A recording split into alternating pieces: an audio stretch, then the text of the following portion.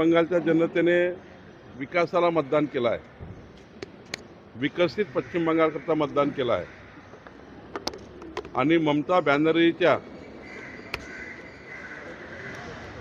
ज्या third degree राजकारण ज्याला म्हणतो, थर्ड डिग्री राजकारणाला उद्ध्वस्त करण्याचं काम बंगालच्या मतदारांनी केलेलं आहे। महाराष्ट्राचे नेते जे विरोधी पक्षाचे आहे यांनी धडा शिकला पाहिजे। देश कुठे चालला आहे? देश विकासाच्या बाजूने उभा आहे। देशाची जनता ही विकसित भारताच्या मागे उभी आहे। इकडे देश चाललेला आहे, तरी विरोधक हे अजूनही सुधरत नाही आहे।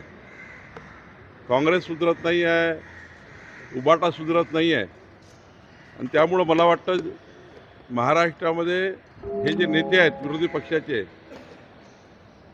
हे पुढच्या 2047 पर्यंत महाराष्ट्रामध्ये घरी बसतील। ज्या पद्धतीचं राजकारण महाराष्ट्रात सुरू आहे, महाराष्ट्रसुद्धा विकासाच्या बाजूने उभा आहे आणि मला असं वाटतं एक मजबूत साथ देशाने मोदीजीला दिली आहे आणि ती पुढच्या काळामध्ये अशीच राहील असं मला वाटतं। नरसापूरचे जे आरोपी आहेत त्यांना कठोर शिक्षेची मागणी होत आहे, विरोधक काही मागणी करतात? नक्कीच संपूर्ण महाराष्ट्र नरसापूरमधील पीडित मुलीच्या परिवाराच्या बाजूने उभा आहे।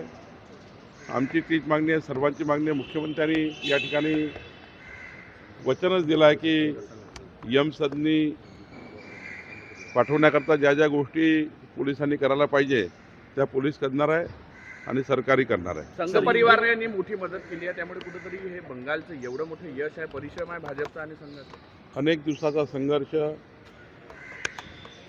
हजारो कार्यकर्त्यांनी त्या ठिकाणी हत्या त्या ठिकाणी करण्यात आल्या आमच्या कार्यकर्त्याच्या ममता बॅनर्जीकडनं।